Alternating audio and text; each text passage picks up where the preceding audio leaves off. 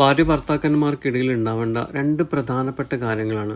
ഒന്ന് open communication, മറ്റത് quality time എന്നുള്ളത്.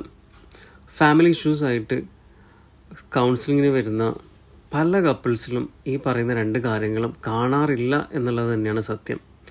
ഇതിന് പ്രധാനപ്പെട്ട കാരണം എന്ന് ചോദിച്ചു കഴിഞ്ഞാൽ സോഷ്യൽ മീഡിയയുടെ ഉപയോഗം, അമിതമായിട്ടുള്ള ഉപയോഗം, അതുപോലെ തന്നെ മൊബൈൽ ഫോണിൻ്റെ അമിതമായിട്ടുള്ള ഉപയോഗങ്ങളൊക്കെ തന്നെയാണ് ഇത് രണ്ടും ഇല്ലാതാവാനുള്ള മെയിൻ കാരണം എന്ന് പറയുന്നത്.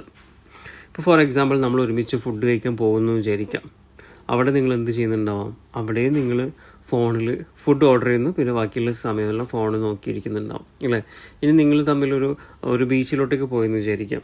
അവിടെയാണെങ്കിലും ഇത് തന്നെ പരിപാടി. ഒരു വീഡിയോയിൽ നിന്ന് മറ്റൊരു വീഡിയോയിലേക്ക് ഇങ്ങനെ പോയിക്കൊണ്ടുണ്ടാവും. ഈ വല്ല പാർക്കിൽ പോയിരുന്നാലും ഇത് തന്നെയാണ് അവസ്ഥ ഉണ്ടാവാം അല്ലേ. അവിടെ എവിടെയും നിങ്ങൾ തമ്മിലുള്ള ഒരു കമ്മ്യൂണിക്കേഷൻസ് വരുന്നില്ല. നിങ്ങളുടേതായ ഒരു സമയം നിങ്ങളിവിടെയും കണ്ടെത്തുന്നില്ല എന്നുള്ളതാണ്. ഈ ഓപ്പൺ കമ്മ്യൂണിക്കേഷൻസും അതുപോലെ തന്നെ ക്വാളിറ്റി ടൈമൊക്കെ നിങ്ങൾ ഇമ്പ്രൂവ് ചെയ്ത് കഴിഞ്ഞാൽ ഓട്ടോമാറ്റിക്കലായിട്ട് നിങ്ങളുടെ ഇൻറ്റിമസി റേഷ്യോ കൂടുകയും ചെയ്യും.